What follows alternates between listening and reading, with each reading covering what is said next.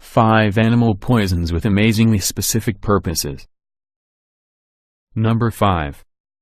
Burst lungs, found in the Sydney funnelweb spider. Most neurotoxins work mainly by shutting down the nervous system in some way, but atrachotoxin does the opposite. It hyperstimulates the nervous system to the point of overload. As the toxin works its way through a victim's body, it elevates blood pressure, eventually causing the millions of air sacs in the lungs to burst, pulmonary edema, a condition which causes you to effectively drown on dry land. And here's the crazy part, atrachotoxin is harmless to just about every type of mammal, but it's deadly in primates. Out of all the potential animals against which this spider would have to defend itself, it developed a neurotoxin that is specifically aimed towards us. Well, also monkeys, but mostly us. This specific neurotoxin is found in the Sydney funnelweb spider, which has only been sighted in one city on Earth. Sydney, Australia.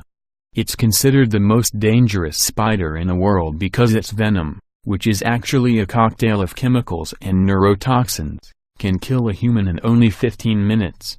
Fortunately we have an anti-venom, and there haven't been any funnelweb spider-related deaths for about 30 years. But it's yet another decent argument for changing Australia's name to that place where you'll probably die. Number 4. Convulsions, found in the South African spitting scorpion. Toxin is found in the South African spitting scorpion, and is probably one of the most unpleasant ways you would ever want to die, although this is a long list, so don't pick straws just yet. When researchers tested the toxin on mice, it led to convulsions, tremors, and hyperactivity that didn't end until 30 seconds after the mouse was dead. The scariest part is that it only took 20 nanograms, 1/1,000,000th of a gram, to kill a 20-gram mouse. The venom of the spitting scorpion actually has 3 very different toxins, but what makes it so unusual is that the scorpion can, at will, select a different type of toxin for different purposes. It's known as the spitting scorpion because it does just that. It will first shoot a small amount of venom at its target before stinging with its tail.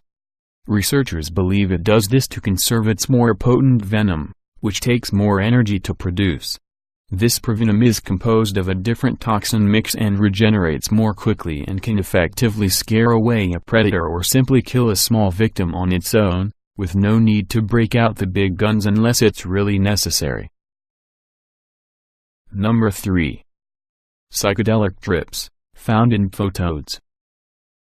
Have you ever seen that episode of Family Guy where Chris starts tripping after licking toads? Well, that's a real thing, and it's due to phytoxin, a cocktail of chemicals found on the bodies of certain toads. Among other alkaloids, the photode's venom contains 5-MeO-DMT, a psychoactive substance similar to psilocybin and mescaline, which are collectively known as God's breakfast.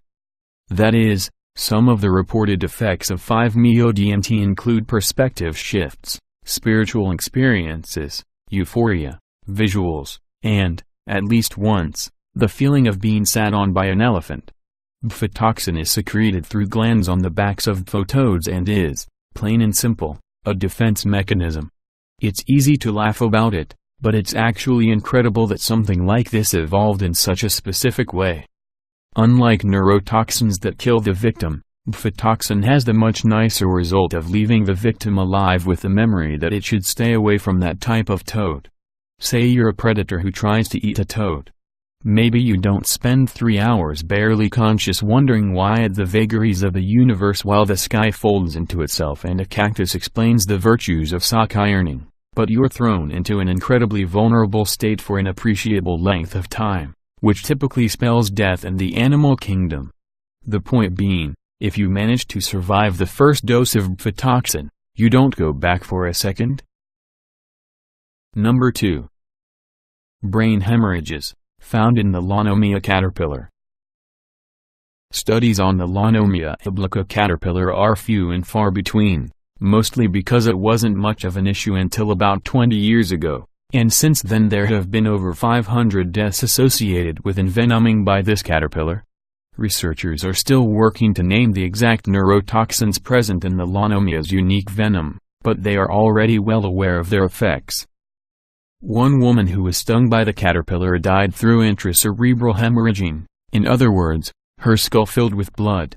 Because of this case, along with others, scientists believe that one of the main toxins in the venom attacks the proteins in blood cells which normally allow blood to clot, which actually makes it a hemotoxin, not a neurotoxin.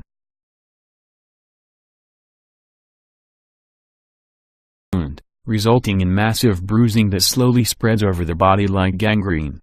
In other words, it kills by filling your body with blood that eventually puts too much pressure on something important, causing it to burst. Number 1. Application, found in the Brazilian wandering spider. Honestly, we could have just called this list "Oh my God spiders" and left it at that.